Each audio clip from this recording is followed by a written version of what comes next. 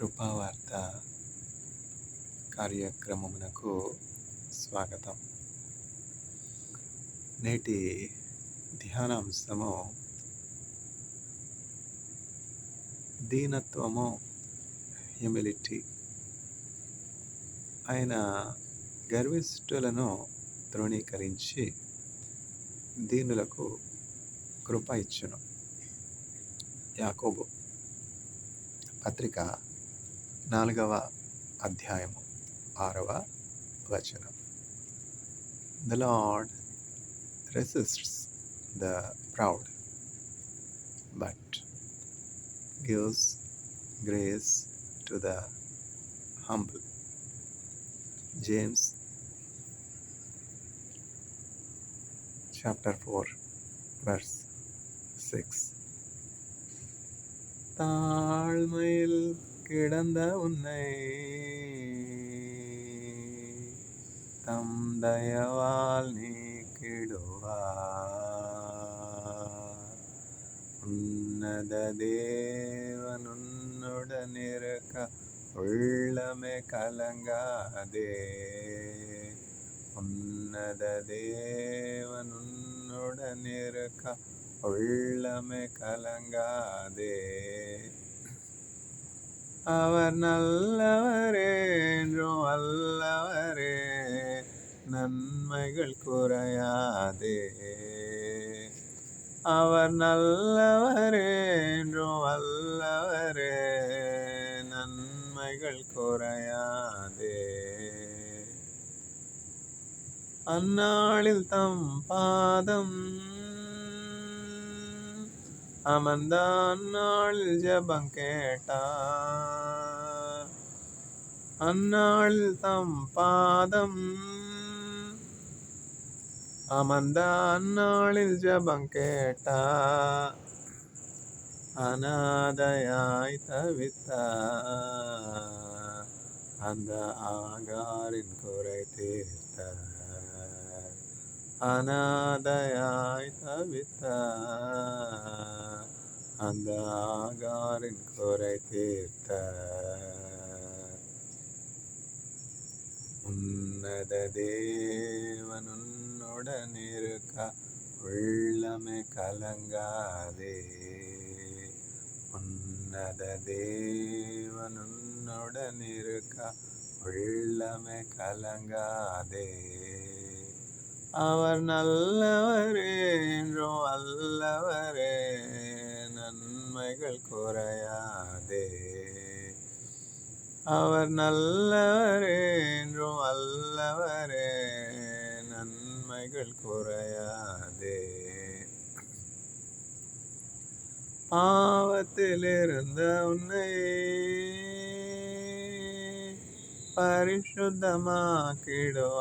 பரிசுத்தமாக்கிடுவார். பாவத்தில் இருந்த உன்னை பரிசுத்தமாக்கிடுவார்.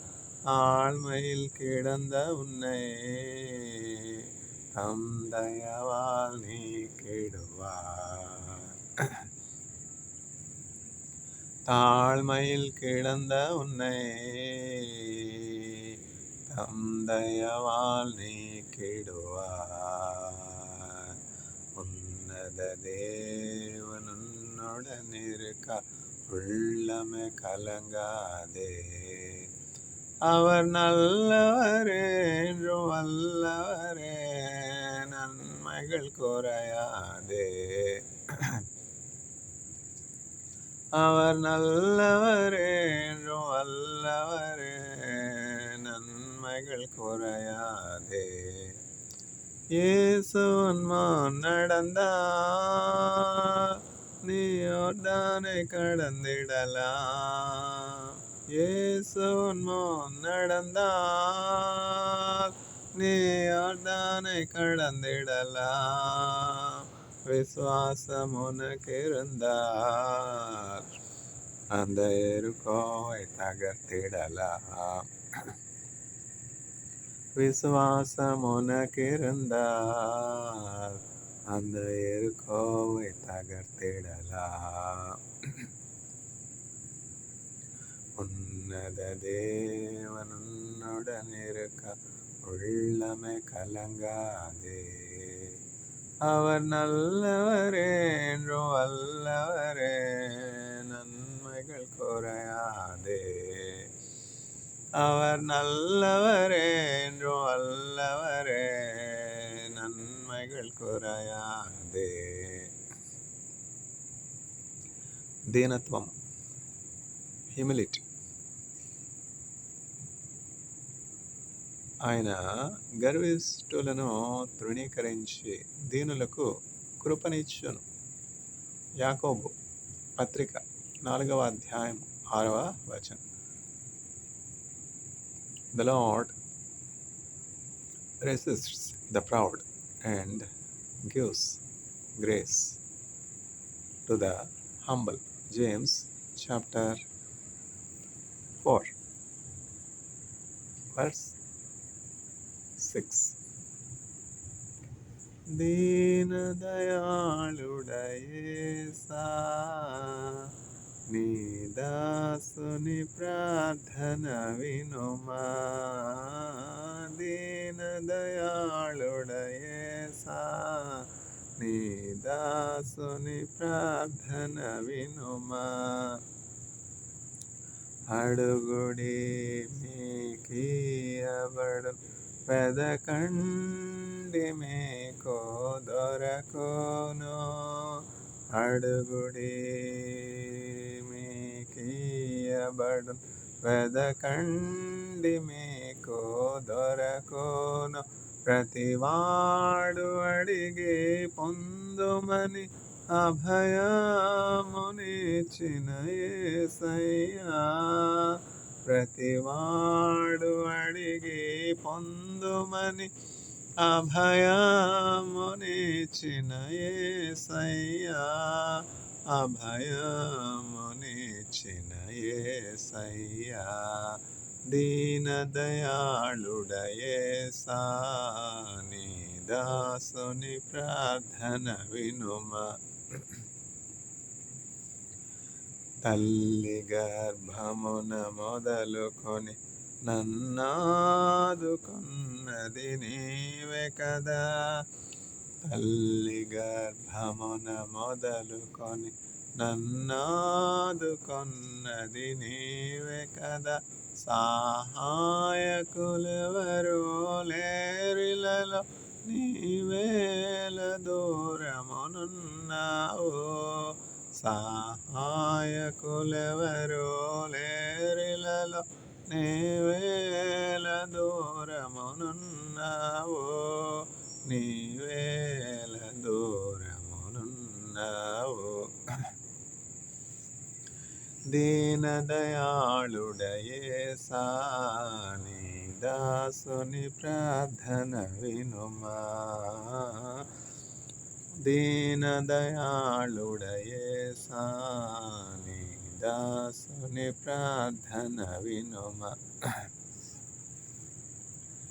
దీనత్వము, హ్యూమిలిటీ. ఆయన గర్విష్ఠులను తృణీకరించి దీనులకు కృపనిచ్చును.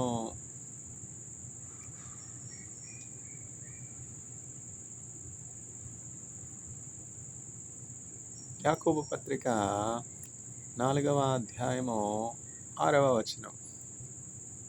The Lord shall rebuke the proud. The Lord resists the proud and gives grace to the humble.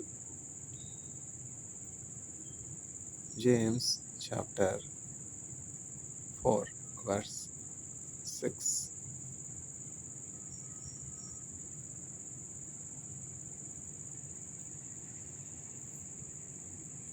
ఓ యేసుని ప్రేమ ఎంతో మహనీయమో. ఆకాశ తార పర్వత సముద్ర మొలకన్న గొప్పది. ఆకాశ తార పర్వత సముద్ర మొలకన్న గొప్పది. ఆగమ్యానందమే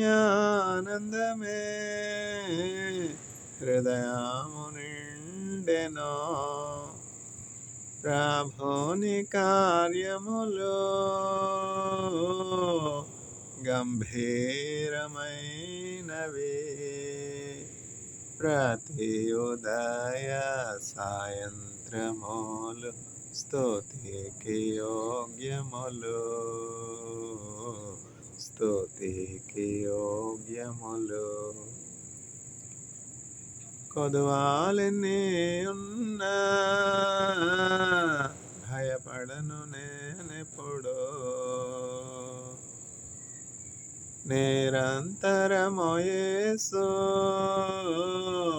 నాదు కాపరి అయి, కరమునిచ్చి కాయోచు నడుపు కరుణాగల ప్రభువు, కరుణాగల ప్రభువు. సంకట సమయములో సాగలేకున్నాను, దయచూపు నా మీద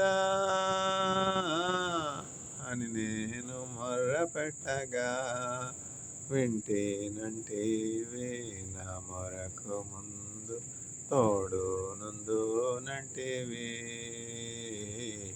తోడు నుందు నంటివి. పచ్చిక బయళ్ళలో అరుండజేయును, భోజన జలములతో తృప్తిపరచి నాతో నుండు యేసు, నాతో నుండు యేసు. దేవుని గృహములో సదా వసించదను, సంపూర్ణ హృదయముతో సదా భజించదను. స్తుతి ప్రశంసలకు పాత్రుడేసు, హల్లెలూయా ఆమేన్, హల్లెలూయా ఆమేన్. దీనత్వం, హ్యూమిలిటీ. ఆయన గర్విష్ఠులను తృణీకరించి దీనులకు కృప అనుగ్రహించును. యాకోబు పత్రిక 4వ అధ్యాయము 6వ వచనం. The Lord shall resist the proud, but gives grace to the humble. James chapter 4 verse 6. A tree is known by its fruit. Likewise,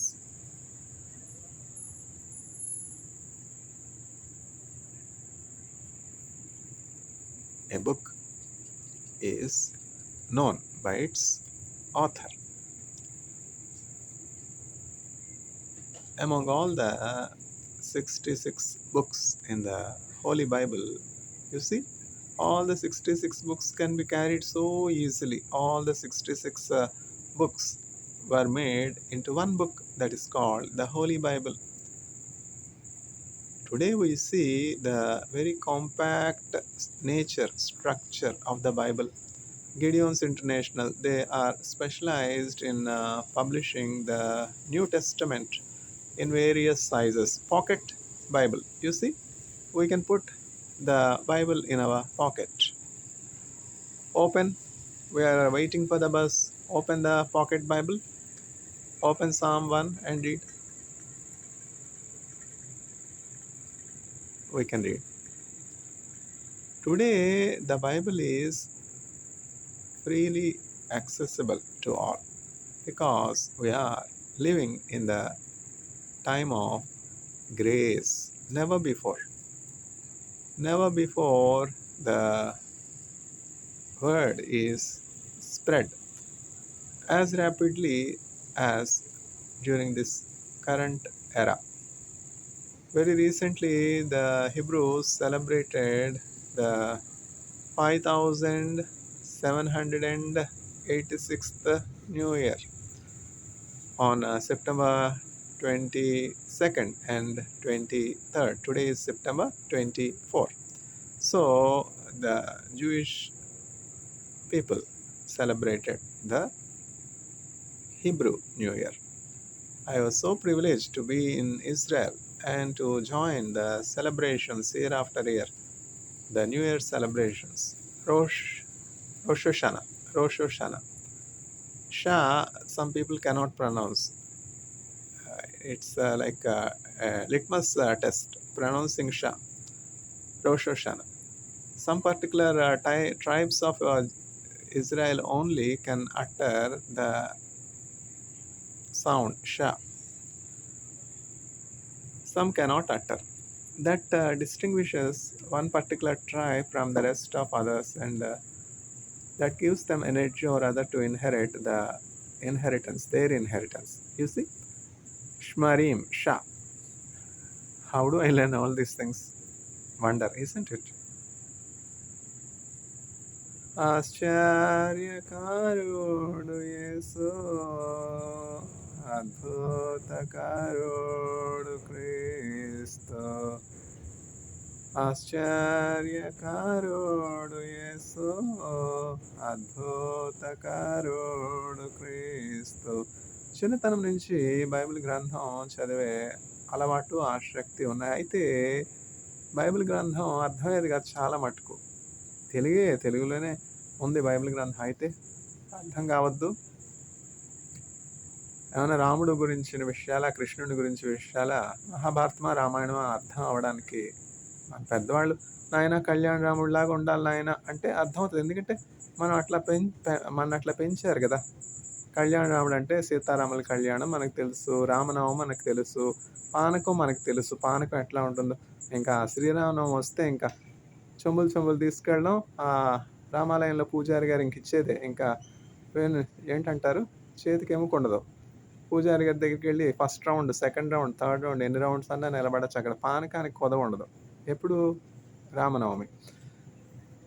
ఎక్కడున్నావు, ఎక్కడికి వెళ్తున్నావు అంటే ఇవన్నీ కూడా మనకు తెలుసు కదా. మనం భారతీయులం కనుక రాముడి గురించి, కృష్ణుడి గురించి, నాయన కళ్యాణ రాముడిలాగా ఉండాలయ్యా, పెద్దవాళ్ళు దీవిస్తారు. దేవుడు ఏమని చెప్తా ఉన్నారు, రిబ్కాను బట్టి జనములందరూ కూడా ఆశీర్వదించబడతారు. నీవు రాహేలు వలెనో రిబ్కా వలెనో ఆశీర్వదించబడదుగాక. చూస్తారా, ఇజ్రాయేలీలు వాళ్ళ యొక్క బిడ్డలను, కుమార్తెలను ఆశీర్వదించినప్పుడు ఏమని ఆశీర్వదిస్తారు? నీ గర్భఫలము దీవించబడును గాక, నీవు ఆశీర్వదించబడదు గాక, నీవు జన్మలకు తల్లి అవుదువు గాక, నీవు రాహేలు వలెనో రెబ్కా వలెనో. ఈ పేర్లు అంత ఆశీర్వాదకరమైనటువంటి పేర్లు. రాహేల్ కానీ, రెబ్కా కానీ వాళ్ళు జన్మలకు తల్లులైపోయినారు. సారా వలె నువ్వు ముందుగాక, ఎస్తేరు వలె. కొంతమంది నోట దీవెనే రాదు, అదేంటో ఆశీర్వాదమే రాదు, ఆశీర్వచనమే రాదు, గాడ్ బ్లెస్ యూ అన్న మాటే రాదు. అయ్యో ఇదేమిటో. అయితే ఇజ్రాయెల్ దేశంలో నేను ఉండినటువంటి 6 సంవత్సరాలు నాకు సూపర్వైజర్గా ఒక మంచి ప్రొఫెసర్ గారు ఉన్నారు, అహరోన్ గడెంకన్ గారని.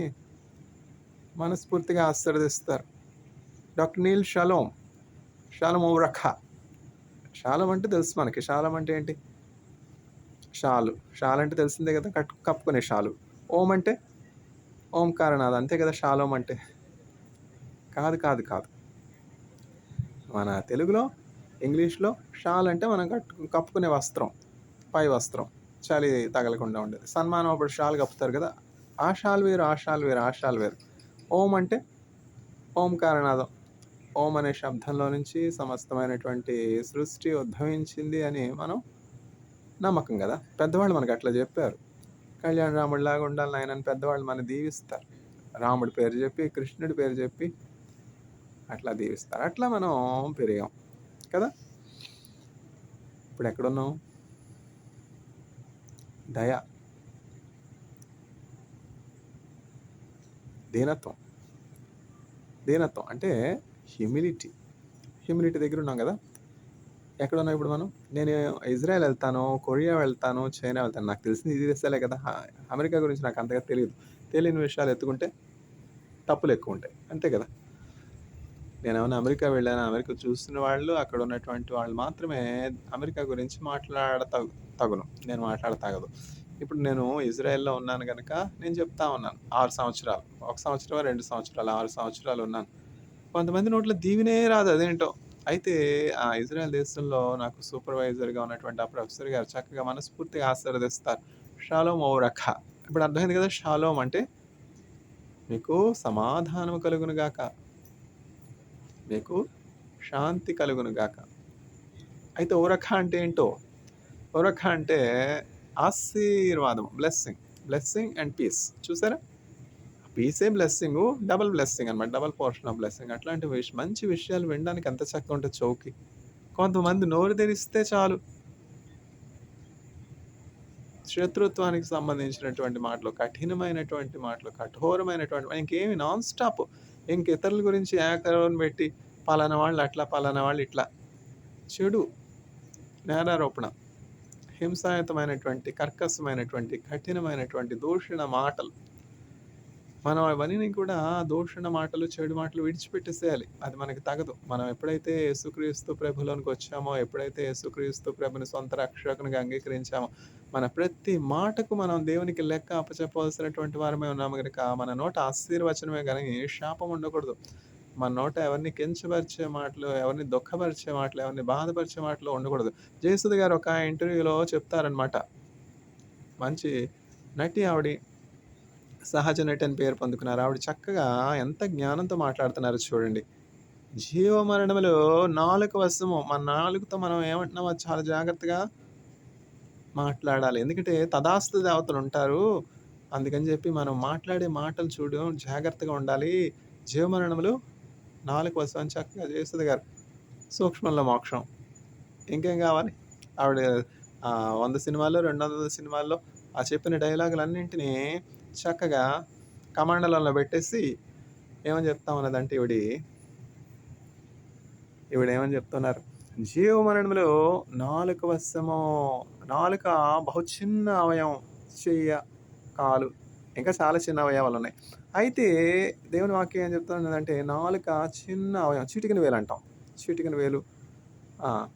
నాలుక బహు చిన్న అవయవమైనప్పటికీ అది బహుగా అదిరిపడును. ఎంత గర్వమో చూసారా? కొంతమంది మాటలు నోరు తెరిస్తే చాలు. ఇక ఇతరులను దుఃఖపరిచే మాటలు, కఠినమైనటువంటి మాటలు, జీవమరణములు నాలుక వశం. చూడండి కొంతమంది అధికారులు కావాలని కయానికి కాలు దూరుతారు. మేము న్యూక్లియర్ వెపన్స్ ఉపయోగిస్తాం, మేము మా బలాన్ని ఉపయోగిస్తాం, మేము టారిఫ్స్ ఉపయోగిస్తాం అని పొరుగు దేశాల పట్ల, చిన్న దేశాల పట్ల ఎంతో కఠినమైనటువంటి రీతిలో వ్యవహరిస్తూ ఉంటారు. జపాన్ మీద బాంబులేయడం ఏంటి? వియట్నాం మీద యుద్ధం ప్రకటించడం ఏంటి? ఇండియా మీద టారిఫ్‌లేంటి? నాశనమునకు ముందు గర్వము నడుచును. నేనెంతో ఉన్నతమైనటువంటి స్థితిలో ఉన్నాను. నేనెంతో అత్యున్నతమైనటువంటి స్థితిలో ఉన్నానని గ్రద్ద అనుకుంటూ ఉన్నది. అయితే ఆ సర్వోన్నతమైనటువంటి ఆ స్థలంలో నుంచి, ఆ గూటి స్థలంలో నుంచి, ఆ కొండ చర్యలో నుంచి, ఆ ఉన్నతమైనటువంటి స్థితిలో నుంచి, ఆ ఔన్నత్యం నుంచి గ్రద్ద పడదోయబడింది. గ్రద్ద పడిపోతున్నది. నేను అమెరికా గురించి చెప్తున్నానులెండి. నాశనమునకు ముందు గర్వము నడుచును. టారిఫ్‌లేంటి? లిటిల్ మ్యాన్ ఫ్యాట్ బాయ్ ఏంటి? వియట్నాం మీద యుద్ధం ఏంటి? ఇప్పుడు అమెరికా దేశానికి ఎన్ని అప్పులున్నాయో వాళ్ళకే తెలుసు. ఇంకెవరికీ తెలీదు. ఈ బిలియనీర్లు, ట్రిలియనీర్లు వాళ్ళందరూ కలిసి అమెరికా దేశంలో ఆ ట్రెజరీలో డబ్బు పెట్టినా అప్పులు తీరవు. అట్లాంటి దీన అట్లాంటి దుర్దశకు అమెరికా దేశం వచ్చింది. ఎంత కష్టం, ఎంత కష్టం, ఎంత కష్టం. ఎందుకని? Pride goes before fall. నాశనమునకు ముందు గర్వముండును. ఇవన్నీ కూడా రహస్యాలు. ఆ ప్రెసిడెంట్ గారికి తెలుసు. ఎంతమందికి వాళ్ళ అప్పులు ఉన్నారో, ఎన్ని నష్టాల్లో వాళ్ళున్నారో, ఎప్పుడు దేశము కూలిపోనయ్యున్నదో. అందుకే కదా! గాజా మీదకెళ్దామా? ఇరాక్ అయిపోయింది. ఇంకో దేశం ఎక్కడ? ఏ దేశం దగ్గరికెళ్ళి భిక్షం అడుక్కోవాలి. ఇదొక పద్ధతి. భిక్షం అడుక్కోవడానికి ఏంటంటే పద్ధతి, సైనికుల్ని పంపడం, వెపన్స్‌ని పంపడం. మీ దగ్గర న్యూక్లియర్ వెపన్స్ ఉన్నాయి. ఇరాక్ మీదకెళ్ళిన దేశం పాకిస్తాన్ మీదకెళ్ళదా? పాకిస్తాన్ మీదకెళ్ళిన దేశం ఇరాన్ మీదకెళ్ళదా? ఇరాన్ మీదకెళ్ళిన దేశం కొరియా మీదకెళ్ళదా? ఎందుకు? నీ ఇంట్లో నువ్వు ఉండొచ్చు కదా! దూర దేశానికెళ్ళి అక్కడెందుకు చావడం? నీ ఇంట్లో నువ్వుంటే ఎవరు నిన్నేం చేయరు కదా! నేను దూర దేశం వెళ్తా. నేను సిరియాకెళ్తా. సిరియాకెళ్ళి సిరియన్ల మీద యుద్ధం చేస్తా. ఎళ్లి చస్తావు. జెహోషాపాతు యూదారాజు అయినటువంటి జెహోషాపాతు దేవుని యందు భయభక్తులు కలిగినటువంటి వాడా, మంచి ఔన్నత్యం కలిగి దేవుని ఎదుట మంచి పేరు పొందుకున్నటువంటి దీనుడు అయినటువంటి మహారాజా, దీనుడు యెహోషాపాతు యోధారాజు. ఆ తా చెడ్డ కోతి వనమల్లా చరిచిందంటే ఏంటంటే, ఈ కోతి ఇశ్రాయేల్ రాజు అయినటువంటి ఈ కోతి ఏం చేస్తున్నాడంటే ఒక వర్తమానం పంపుతున్నాడు ఎక్కడికి? యోధా రాజు అయినటువంటి యెహోషాపాతుకి. ఇప్పుడైతే యూనిఫైడ్ ఇజ్రాయెల్ గదా! అప్పుడైతే ఇజ్రాయెలు, యూదా దేశం అని 2 భాగాలుగా ఉండేది. ఇజ్రాయెల్ దేశం 2 ముక్కలైపోయినది. ఎందుకంటే ఆహ్, రెహబాము ఆహ్, రెహబాము. రెహబాము ఎక్కడ? యరొబాము ఎక్కడ? రెహబాము, యరొబాము. ఇదంతా సొలొమోను గతించిపోయిన తర్వాత, సొలొమోను కుమారుడు ఆహ్, కాలం వస్తుంది. రెహబాము, యరొబాము. ఈ యరొబాము చేయనటువంటి పాపములు ఒక్కటైనా లేదు. ఈ యరొబాము వచ్చే సమయానికి యరొబాము కాలం పరిపాలనా కాలం వచ్చేటప్పటికి ఏం జరిగిందంటే, ఇజ్రాయెల్ దేశం 2 భాగాలుగా విభజింపబడింది. ఇజ్రాయెలు దేశం గాను, యూదా దేశం గాను. ఇజ్రాయేలు రాజు యూదా రాజు దగ్గరికి ఇట్లా వర్తమానం పంపుతున్నాడు. యూదా రాజా యెహోషాపాతు, నీవు దేవుని యందు భయభక్తులు కలిగినటువంటి వాడువు, జ్ఞానం కలిగినటువంటి వాడువు, శూరుడువు. అందువల్ల నువ్వు నాతో రావాలి.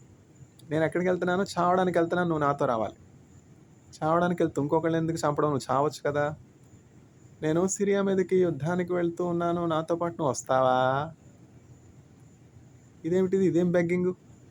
ఇదొక రకమైన బెగ్గింగ్. ఇరాక్ అయిపోయింది. ఇప్పుడు సిరియా అయిపోతున్న తర్వాత ఇరాన్. ఇదొక రకమైనటువంటి అడుక్కోవడం అనమాట.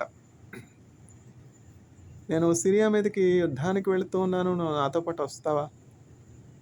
అయితే యెహోషువ ఎంత జ్ఞానం కలిగి చెప్తా ఉన్నాడు ఇజ్రాయెల్ రాజుతో, ఓ ఇజ్రాయెల్ రాజా, మహారాజా, నువ్వు చెప్పినటువంటి మాట నేను ఎప్పుడైనా తృణీకరించానా? నువ్వు రమ్మన్న చోటికి నేను రాకుండా ఉన్నానా? నువ్వు చేయమన్న పని నేను చేయకుండా ఉన్నానా? చేయగలనా అట్లా? నువ్వు చెప్పిన గీట్ నేను దాటను. అయినప్పటికీ మనం ఏమి చేయనై ఉన్నామో అది జాగ్రత్తగా యోచించి, దేవుని దగ్గర విచారణ చేసి, అది చేయొచ్చో, చేయకూడదో దేవుని దగ్గర మనం పరిశీలించి, క్షుణ్ణంగా తెలుసుకొని, అప్పుడు చేయడం మనకి మంచిది గదా!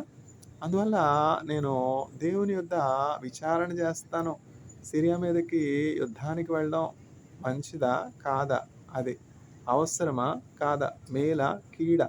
అని నేను దేవుని దగ్గర అడుగుతాను. దేవుని దగ్గర ఇప్పుడు దేవుని దగ్గర విచారణ చేసేవారు ఎక్కడ? మోదీ గారున్నారు, స్టాలిన్ గారున్నారు, నాయుడు గారున్నారు. దేవుని దగ్గర విచారణ చేద్దాము అని ఎవరైనా చెప్తున్నారా? ప్రార్థన అంటే అదొక పరిహాసం. ఇక దేవుని కీర్తనలు అంటే ఇంకా పరిహాసం. కిరస్తానోళ్ళు.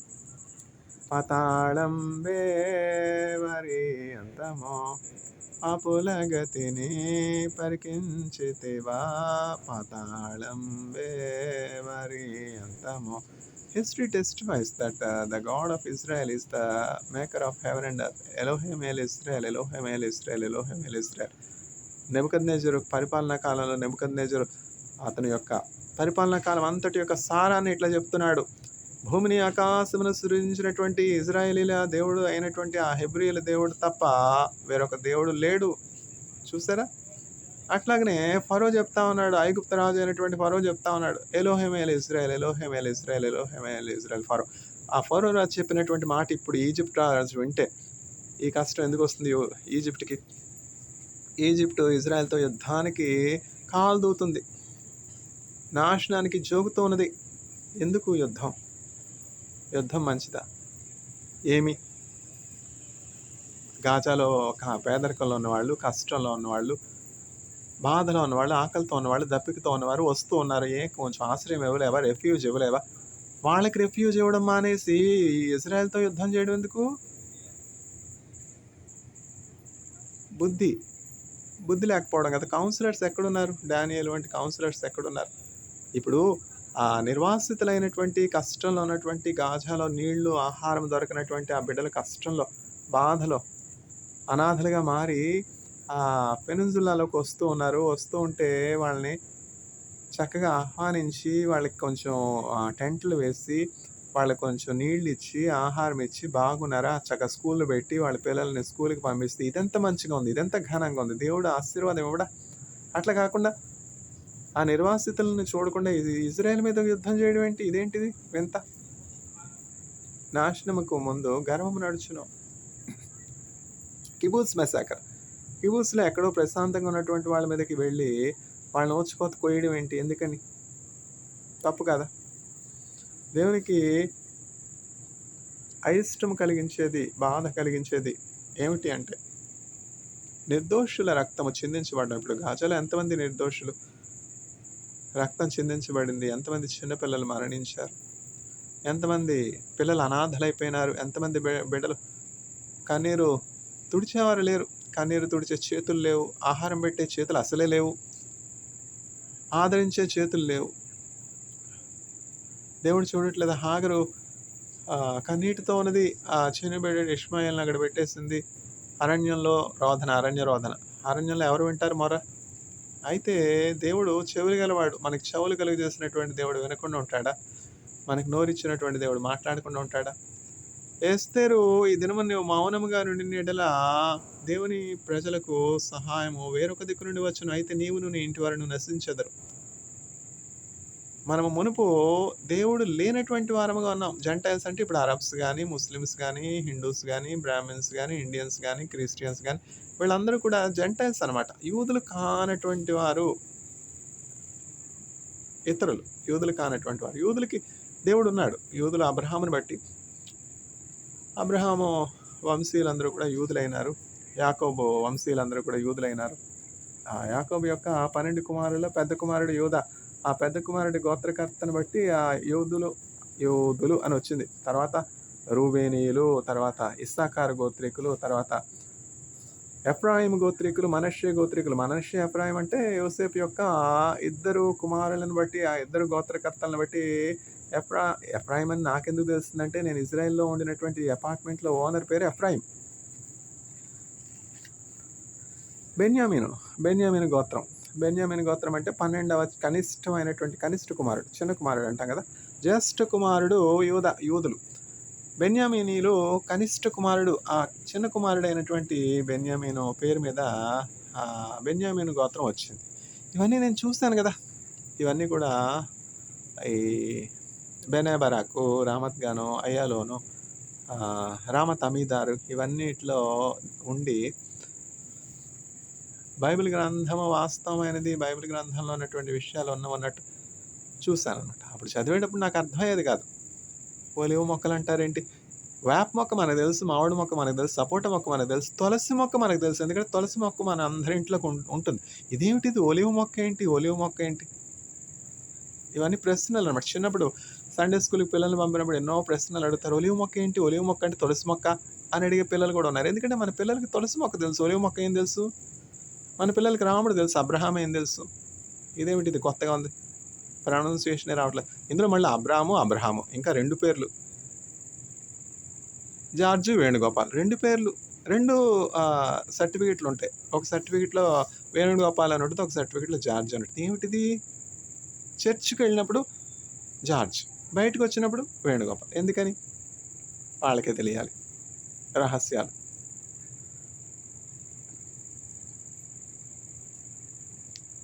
ముందుకు వెళ్దాం, ఆగిపోవద్దు.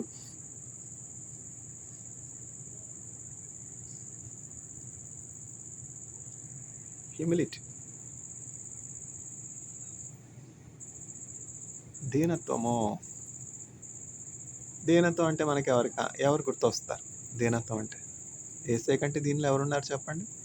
ఆ సిలువలో యేసుక్రీస్తు ప్రభువు వేలాడుటను బట్టి మనం దీనత్వం అంటే ఏంటో తెలుసుకుంటాం. యేసయ్య కంటే దీనిలో ఎవరున్నారు చెప్పండి? ఒక ఐశ్వర్యవంతుడై ఉండి, భూమిని ఆకాశాన్ని సృజించినటువంటి సృష్టికర్త అయ్యుండి, గొప్ప సైన్యాధిపతి అయ్యుండి, రాజు అయ్యుండి, బలవంతుడై ఉండి, అతన్ని గాయపరుస్తూ ఉండగా, తృణీకరిస్తూ ఉండగా, అపహాసిస్తూ ఉండగా, అవమానిస్తూ ఉండగా, ఆయన సైన్యాధిపతి అయ్యుండి ఆయన యొక్క సైన్యానికి ఆజ్ఞాపించి నన్ను హింసిస్తున్నటువంటి వీళ్ళందరినీ చంపేయండి అంటే అయిపోదా? ఆయన తండ్రి అయినటువంటి దేవుడిని వేడుకొని, ప్రభా తండ్రి, ఒక గొప్ప పటాలాన్ని పరలోక దూతలను పంపించి ఇక్కడ ఉన్నటువంటి మనుషులందరినీ కూడా హతమార్చంటే యేసుక్రీస్తు ప్రభు అడిగితే తండ్రి చేయకుండా ఉంటారా? ఆయన దూతలను పంపలేరా? ఏలియాను మోషేని పంపించినటువంటి దేవుడు ఆ సిలువలో యేసుక్రీస్తు ప్రభు అడిగితే ఒక గొప్ప పటాలాన్ని, ఒక గొప్ప సైన్యాన్ని పంపించి అక్కడ ఉన్నటువంటి రోమా సైనికులందరినీ కూడా చంపేయలేడా దేవుడు? అట్లా జరిగితే దేవుని చిత్తం ఎట్లా నెరవేరుతుంది? దేవుని చిత్తం ఏమిటి? యేసుక్రీస్తు ప్రభు మానవులందరి యొక్క పాపములు ఆయన మీద భరించి, ఆయన పాపముగా మారాలి. ఎందుకంటే పాపము ఎరుగనటువంటి నిర్దోషి అయినటువంటి దేవుని గొర్రెపిల్ల అయినటువంటి యేసుక్రీస్తు ప్రభు పాప పరిహారార్థ బలిపశువుగా వధింపబడితేనే గాని పాపమునకు ప్రాయశ్చిత్తం జరగదు. ఏంటి పాపం? పాపం అంటే ఏంటి? పాపం ఎక్కడుంది? అయ్యో! మేము పాపమే తెలియదే, మేము పరిశుద్ధులము. ఇదో వింత. ఇదొక ఎక్స్‌ట్రీమ్. పాపం, పాపం, పాపం అంటారేంటి? క్రైస్తవులకు వేరే పనే లేదు. ప్రతిదాన్ని పాపం అంటారు. అదే ప్రతిదాన్ని కూడా చాలా సులువుగా తీసుకొనటం బట్టి ఇప్పుడు చంపినా పాపం కాదు. రక్తం చిందించినా పాపం కాదు. ఇప్పుడు గాజాలో జరుగుతున్నది పాపం కాదు. యుక్రెయిన్‌లో జరుగుతున్నది పాపం కాదు. క్రైస్తవులు అంత కఠినులైపోయినారు. మొదటి ప్రేమను మనం ఎప్పుడు కూడా మర్చిపోకూడదు. యేసుక్రీస్తు ప్రభులోనే మనం ఆ హ్యూమిలిటీని చూస్తాను. ఇప్పుడు దరిద్రుడు భిక్షగాడు హ్యూమిలిటీ ఎట్లా చూపించగలడు? భిక్షగాడే పేదవాడే. ఇప్పుడు భిక్షగాళ్ళని కూడా భిక్షగాడు అనకూడదు. ఒక బిచ్చగత్తె రోడ్డు మీద ఉంటే ఆమెను అద్దెకి రూమ్ తీసుకొని పెట్టాను. ఆ బిచ్చగత్తెని బిచ్చగత్తె అనకూడదు. నన్ను బిచ్చు బిచ్చు బిచ్చు అంటున్నాడు. అమ్మ నేను బిచ్చు బిచ్చు బిచ్చు అనలేదమ్మా. నువ్వు ఎత్తుకునేదాన్ని భిక్షు ఏంటంటారు? భిక్షం ఎత్తుకునేదానివి అన్నానంట. అదే ఆ మాట అనొద్దంటున్నాను. అది నీకు వృత్తమ్మా. అది నీకు వృత్తి. కొంతమంది పాఠాలు చెప్తారు. వాళ్ళని ఉపాధ్యాయులు అంటారు. కొంతమంది మంగలి పని చేస్తారు, క్షౌరం చేస్తారు. వాళ్ళని మంగలి వాళ్ళు అంటారు. నువ్వు భిక్షం ఎత్తుకునేదానివి. అందుకని నువ్వు భిక్షం ఎత్తుకునేదానివి అన్నానమ్మా. నేను బిచ్చు బిచ్చు అనలేదమ్మా. అది మా క్లారిఫికేషన్ అనమాట. ఇప్పుడంతా కూడా కలుషితం కదా! ప్రొనౌన్సియేషన్ అంతా కలుషితం. నేను భిక్షం ఎత్తుకునేదాన్ని అంటే బిచ్చు బిచ్చు అంటున్నాడు అని చెప్పి నా మీద తగుకొచ్చిందమ్మా. నేను అట్లా అనలేదమ్మా. చేసిన ఉపకారాలన్నీ మర్చిపోతారు. బిచ్చు బిచ్చు బిచ్చు అన్నాడు. నేను నిన్ను బిచ్చు అని ఎక్కడన్నాను? నువ్వు భిక్షం ఎత్తుకునే దానివి అన్నానమ్మా. భిక్షం ఎత్తుకునే దానివి, రోడ్డున పడి ఉన్న దానివి, నీకు ఒక రూమ్ ఇచ్చి, రెంట్ ఇచ్చి, భిక్షం అడుక్కోవడం మానేసి గౌరవంగా బ్రతుకమ్మా అని చెప్పాను. యేసుక్రీస్తు ప్రభు ప్రేమను చూపిస్తా ఉన్నానమంటే అదొక తగువు మళ్ళా. అట్లా ఉంది. ఆతిథ్యం చేయమనకూడదని దేవుని వాక్యం చెప్పారు కదా! అందుకని చెప్పి మనం ఆతిథ్యం చేస్తే ల్యాప్‌టాప్, ఫోన్ ఎత్తుకుపోయేది. అట్లా ఉన్నారు వింత. అందుకని మనం చాలా జాగ్రత్తగా ఉండాలి. These are the last days కదా! We are reading the last chronicles of planet Earth. మనం చేసినటువంటి మేళ్ళన్నీ మర్చిపోయే నీచులు, వాళ్ళు కూర్చున్నటువంటి కొమ్మను నరుక్కునే భ్రష్టులు మరణించకుండా ఉంటారా? చావకుండా ఉంటారా? చావు రాకుండా ఉంటుందా? పాతాళానికి వెళ్లకుండా ఉంటారా? ఆ చావు, పాతాళం తప్పింపబడాలని యేసుక్రీస్తు ప్రభు ఆయన మీద మానవులందరి యొక్క పాపం వేసుకున్నారు. అది యేసుక్రీస్తు ప్రభు పాపము నిమిత్తము నా పాపం నిమిత్తం మరణించాడని ఎంతమంది అయితే విశ్వసిస్తారో వాళ్ళందరికీ కూడా పాప క్షమాపణ నిత్యజీవనం అనమాట. యేసుక్రీస్తు ప్రభువే దీనుడు. ఆయన పోలి మనం దీనులుగా ఉండాలి. హ్యూమిలిటీ నేర్చుకోవాలి. ఇప్పుడు అమెరికా దేశం ఇండియా మీద టారిఫ్ తీసేస్తే అది హ్యూమిలిటీ కాదా? ఔన్నత్యం చూపించాలి. ఇదేంటిది? చైనా మీద టారిఫ్ వేయకపోవడం ఏంటి? ఇండియా మీద టారిఫ్ వేయడం ఏంటి? చైనాకి ఇండియాకి తగువ పెట్టడం కాదా? చైనాకి ఇండియాకి తగువ రావాలి.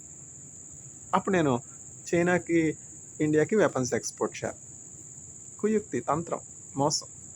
పూర్వం అమెరికా దేశం దేవుని స్వార్థికుల్ని ఎక్స్పోర్ట్ చేసేది. బ్రెడ్ని, ఆహార పదార్థాలని ఎక్స్పోర్ట్ చేసేది. మిషనరీస్ కొరకు ఎంతో ప్రయాసపడేది. మిషనరీస్ స్వార్థ కొరకు ఎంతో ప్రయాసపడేది. ఎంతోమంది ప్రార్థనాపరులు ఉన్నటువంటి దేశంగా అమెరికా ఉన్నది. దట్ ఈస్ వై అందుకని ఇన్ గాడ్ వీ ట్రస్ట్ అని డాలర్ మీద వ్రాయబడింది. ఇప్పుడు ఆ డాలర్ మీద ఇన్ గాడ్ వీ ట్రస్ట్ తీసేసే కాలం వచ్చేసింది.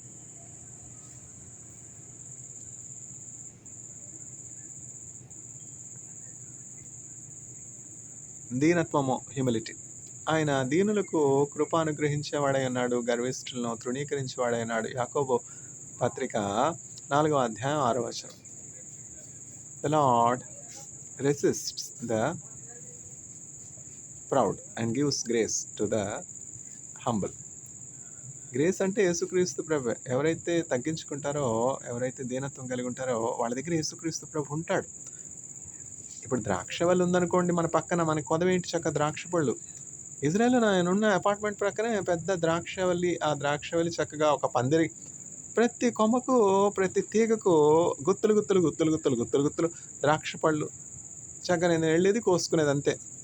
నేను మళ్ళీ నా అపార్ట్మెంట్లో నుంచి బారెలన్ యూనివర్సిటీకి వెళ్తా ఉంటే ఆ మార్గం పొడుగున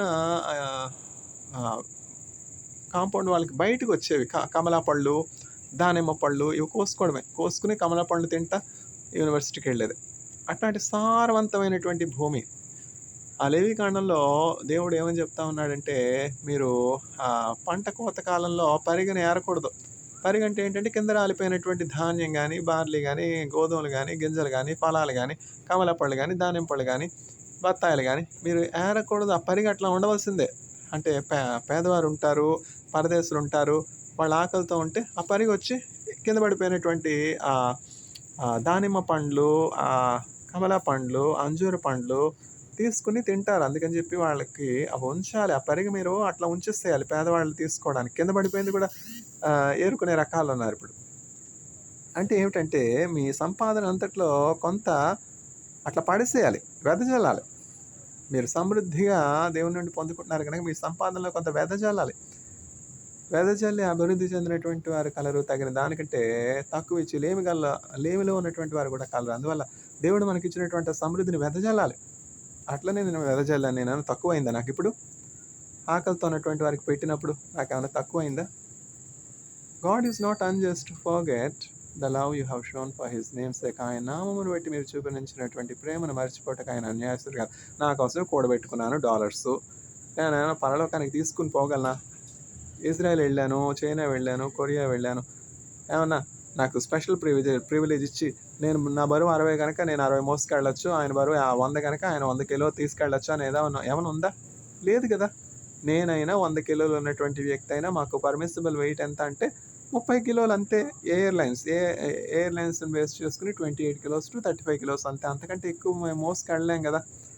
నాకు అపార్ట్మెంట్ ఉంది, నాకు 30 కేజీలు బంగారమే సరిపోవట్లేదు ఇవి మోసుకుని వెళ్ళడానికి. తర్వాత నా పట్టు పీతాంబరాలని ఇవన్నీ మోసుకుని వెళ్ళడానికి నాకు సరిపోవట్లేదు, నాకు ఇంకా కావాలంటే షిప్లో వెళ్ళంటారు. ఇంకా మోసుకుని వెళ్ళాలంటే ఫ్లైట్ కాదు, నువ్వు షిప్లోనే వెళ్ళాలి, షిప్లో వెళ్ళంట. షిప్లో అయితే 30 కేజీలు కాదు 300 కేజీలు కూడా తీసుకెళ్ళచ్చు, 1 టన్ను కూడా తీసుకెళ్ళచ్చు. నీకు ఈ ఫ్లైట్ పనికిరాదు, నువ్వు షిప్లో వెళ్ళు, ఒక షిప్పే కొనుక్కో నీకు వస్తూ అంటారు కదా. అట్లా రిచ్ పీపుల్ షిప్ కొనుక్కున్నారు. ఏమైంది? టైటానిక్ మునిగిపోయింది, అంతే కదా. షిప్ సేఫా? నేను షిప్లో తీసుకెళ్తాను నా ఆస్తి అంతా అంటే ఆ షిప్ మునిగిపోతుంది సముద్రంలో. ఇదే గర్విష్ఠులతో వచ్చిన తంట ఏంటంటే, నేను షిప్పే కొనుక్కుంటా, పనామా బ్యాంక్లో పెడతా, కెనరా బ్యాంక్ కాకపోతే, ఎస్బీఐ కాకపోతే, రిజర్వ్ బ్యాంక్ కాకపోతే నేను స్విస్ బ్యాంక్లో పెడతా. స్విస్ బ్యాంక్లో పెడతావు కానీ నీ ప్రాణం ఎక్కడున్నది? మన జీవము క్రీస్తుతో కూడా దేవుని యొద్ద దాచబడి ఉన్నది అన్న సత్యాన్ని మనుషులు తెలుసుకోవాలి. మన ఊపిరి మన చేతిలో ఉన్నది, మన ప్రాణంలో ఉందనుకుంటున్నాం. చక్కగా పండుకుంటున్నారు, ఉదయం లేవట్లా, గుండె ఆగిపోయిందంట, హార్ట్ అటాక్ అంటే, కార్డియాక్ అరెస్ట్ అండి. ఇదేమిటో 40 సంవత్సరాలు నిండా 100 ఏళ్ళు కూడా లేవు, 40 సంవత్సరాలకే కార్డియాక్ అరెస్ట్, చావు. రాత్రి పండుకున్నప్పుడు చక్కగా ఉన్నాడండి. రాత్రి పండుకున్నప్పుడు చక్కగా బీర్ బాటిల్ తాగాడు, వైన్ తాగాడు, చికెన్ 65 తిన్నాడు, బిర్యానీ కూడా తిన్నాడండి. అయ్యో, గుండె ఆగిపోయింది, చచ్చిపోయాడు. చావడా. పాతాళం బేవరి అంతమో పాపుల గతిని పరికించితివా, పాతాళం బేవరి అంతమో. దీనత్వం, హ్యూమిలిటీ గోస్ బిఫోర్ ఆనర్. యేసుక్రీస్తు ప్రభువు మరణమగు